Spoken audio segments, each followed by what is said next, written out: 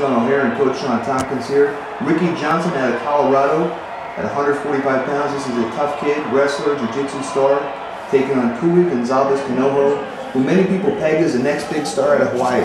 Absolutely. Seen this kid fight before. He's actually a bit of a disciple of my own. Real aggressive kid, hits hard, and he's actually a real great wrestler as well. So look for him to be explosive and dangerous at any point of this match. I would think that the purple belt from Colorado would want to get this fight to the ground as quick as he can, and Kui's going to want to turn this into more of a kickboxing match. Absolutely. Absolutely. Look at how he goes right away. Real aggressive. He's very, very similar style to most of the guys you see. Yeah, big trouble here.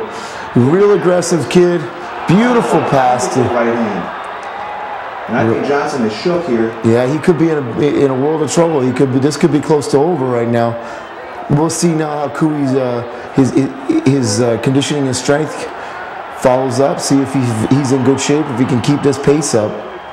Back to the feet, and Ricky Johnson has given the young Hawaiian his room here, respecting that jab and respecting it. I think it was a 2 that originally sent him a little loopy there off the initial exchange. Definitely a big right hand dropped him. So we'll see. I would think if I was Ricky Johnson, I'd want this to the ground, looking for submissions as quickly as possible, because he's obviously not at the same level of striking as Kui is. Now we'll see. Hopefully Kui doesn't get himself in trouble as well, just going for that big right hand. Debut pro fight for both of these men. Johnson holds a 6-1 record as an amateur, including the lightweight championship in the Rocky Mountain Bad Boy Fight Club. Kui 1-0 as an amateur, although a lot of ring wars for Kui. He's been a training partner for some of MMA's biggest stars, Kendall Grove, Gray Maynard, Tyson Griffin. He's been in there with big boys before. Absolutely, and he definitely has that Maui spirit. He is scared of no one. A true Hawaiian, he'll fight anyone at any time.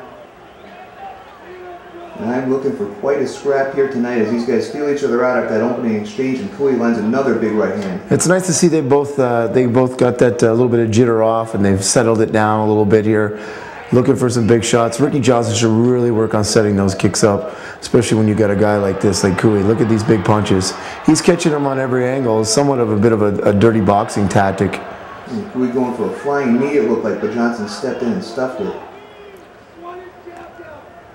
Are you surprised that Johnson hasn't committed to a takedown attempt here? Yeah, I mean, really, I don't know. Maybe if he's a little nervous because Kui's landed an uppercut at one point and went for that flying knee. So sometimes the grappler can be a little bit nervous on going for the takedown if they're worried about getting hit by those techniques. But he should be trying to at least get Kui to the ropes or into the corner, cover some distance, crowd him, and work for his underhooks and get a takedown. Kui in the white shorts, Ricky Johnson in the black and camo shorts. Here at the Thomas and Mack Center, just shy of 9,000 people watching this highly anticipated fight event here in Las Vegas, Nevada. You know, it's really great. I don't know if anybody else feels the same way, but that white canvas really shows the fighters off well. It's really easy to see what they're doing, and it makes for a real sharp look. I love it. It gives a little brightness from underneath. I'm a big fan of the white canvas. Kui's really just found his distance and his timing with Ricky. Ricky's missing a lot of shots. Kui rarely misses any of those punches, and he's hitting with a lot of force. I will give Ricky this kind of credit. The kid must have a good chin. He's taking a couple serious shots. You can see he's respecting the distance for Kui. It looks like he wants Kui to come in and counter with something. Kui being careful not to play Johnson's game, though. Ooh, and another right hand. Beautiful switch knee on that.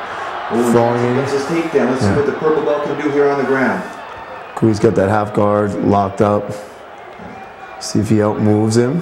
Kui no slouch on the ground himself here.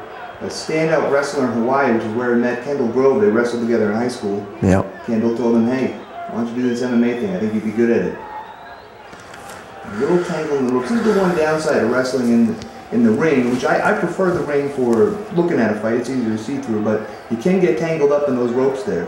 Yeah, obviously, I mean, the debate's been done many times between the cage and the ring, and you know, I think the wrestlers and jiu-jitsu guys prefer using a cage because there's less movement, but it's definitely a lot easier to watch a fight and a lot more enjoyable when there's a ring and nothing in front of you.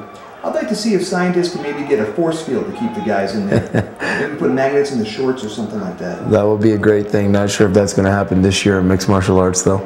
I think the commission's looking at it for maybe early '09, at least 2010, I would think, by the latest on the force field. You see Kui got a tie up down on the ground. I think not enough movement for the referee, so he's standing him up. Good call on the referee. Want to keep it this 9,000 seat venue full of cheers, and the crowd is obviously excited about the stand-up war that these two guys are putting on. Josh Rosenthal, a referee, he knows what he's doing. Ooh, you see a little fancy footwork there from the jiu-jitsu player. Absolutely, he's got great kicks. He should really just use his boxing to set it up. There's our first round done and over with. Let's take a look at some highlights here. That's that aggressiveness of Kui Gonsalves.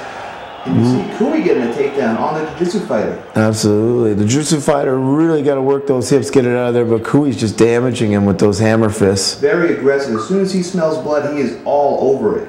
This really has the old taste of an early Pride show with that white canvas and an aggressive fighter like Kui Gonsalves going after this guy. You got to love it, and we're getting ready for round 2.